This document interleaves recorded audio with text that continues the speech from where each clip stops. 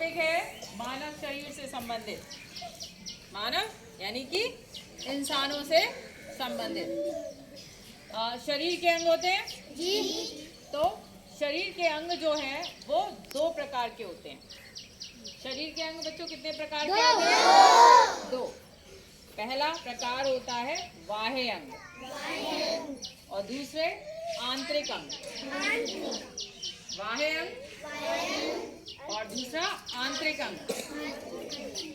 जैसे बाह्य से ही पता लग रहा है, शब्द जो है बाह्य, उससे ही पता लग रहा है बाहर के।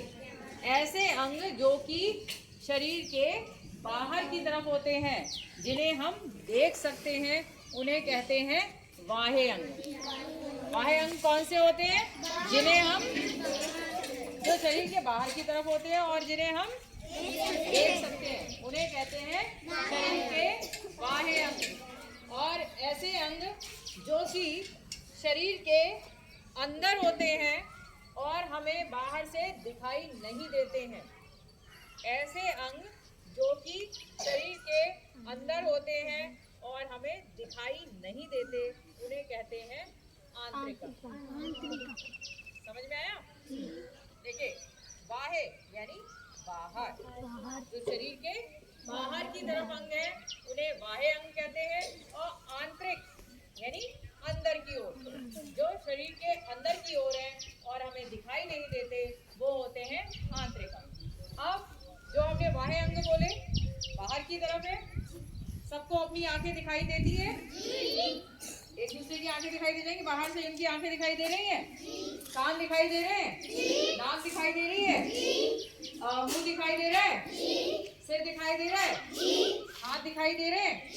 तो ये सब क्या हो गए? शरीर के बाह्य अंग। ये बाहर की तरफ ही तो है और हमें आंखों से दिखाई भी दे जाएंगे, हमें दिखाई भी देते हैं। तो ये हो गए शरीर के बाह्य अंग। अब ऐसे अंग जो कि शरीर के अंदर है और हमें दिखाई नहीं देते, जैसे कि सांस लेने में मदद करते हैं फेफड़े। सीने में फेफड़े होते हैं, दो फेफड़े होते हैं। फेफड़े कितने होते हैं? ये आपका पॉइंट भी मिल गया आपको। आप यहाँ बोल सकते हो कि मानव के अंदर दो फेफड़े होते हैं। मानव या फिर मानव शरीर में कितने फेफड़े होते हैं? कितने बच्चे पॉइंट बोला करेंगे? ये देखो, छोटे बच्चे भी बोल देंगे मानव शरीर में दो फेफड़े होते हैं। ठीक है, तो फेफड़े क्या दिखाई देते हैं? नहीं, अंदर की तरफ है। तो ये कैसे अंग हो गए? आंतरिक। ऐसे ही गुर्दे यानी कि किडनी, फेफड़ों को कहते हैं लंग्स। फेफड़ों को क्या कहते हैं? लंग्स। और किडनी होती है, किडनी भी संख्या में कितनी होती है? दो। और ज्यादातर लोग जो है हिंदी में बोल देते हैं, तो उन्हें आप लोग भी जानते होंगे गुर्दे। ठीक है, तो गुर्दे कितने होते हैं? दो। आ जाइए आप लोग भी, गुर्दे कितने होते हैं? दो। तो गुर्दे किसी को दिखाई दे रहे हैं? किसी को किडनी दिखाई दे रही है अपनी? नहीं, शरीर के अंदर है। तो वो क्या हो गए? आंतरिक अंग। कैसे अंग हो गए? मानव शरीर के अंदर दिल होता है? दिल होता है? दिल कैसे धड़कता है? धक धक धक धक। और एक बच्चे ने पॉइंट भी बोला था कि मानव शरीर, हमारा दिल जो है हमारी बंद मुट्ठी के बराबर होता है। हमारी बंद मुट्ठी के बराबर होता है। तो दिल किसी को दिखाई दे रहा है? अपना या किसी और का दिखाई दे रहा है? नहीं दिखाई दे रहा है। तो दिल कैसा अंग हो गया? बाह्य अंग हुआ या आंतरिक? आंतरिक। आंतरिक अंग कौन से होते हैं? और बाह्य अंग कौन से होते हैं?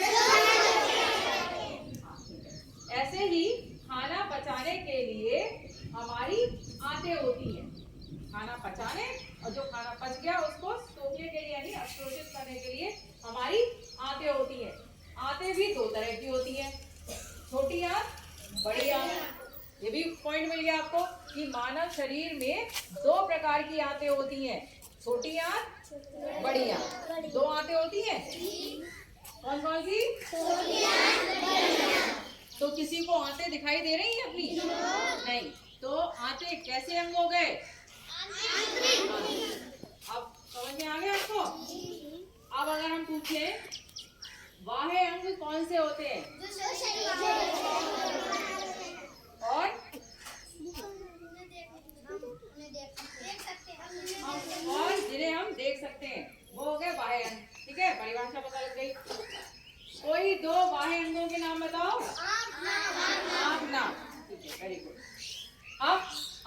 अंग कौन से होते हैं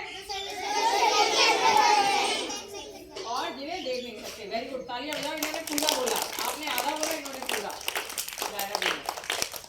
कोई दो उदाहरण बताओ आंतरिक अंगों के। गुर्दे, ठीक है। फेफड़े, गुर्दे कितने होते हैं? और फेफड़े कितने होते हैं? आंतें कितनी होती है? कौन कौन सी होती है? छोटी आंत और बड़ी आंत। अच्छा, फेफड़े किसमें मदद करते हैं? वेरी गुड, तालियां बजाओ क्लास 5 के लिए। अब सबको पता लग गया? सही के अंग पता लग गए? सब अपने लिए भी तालियां बजा लो।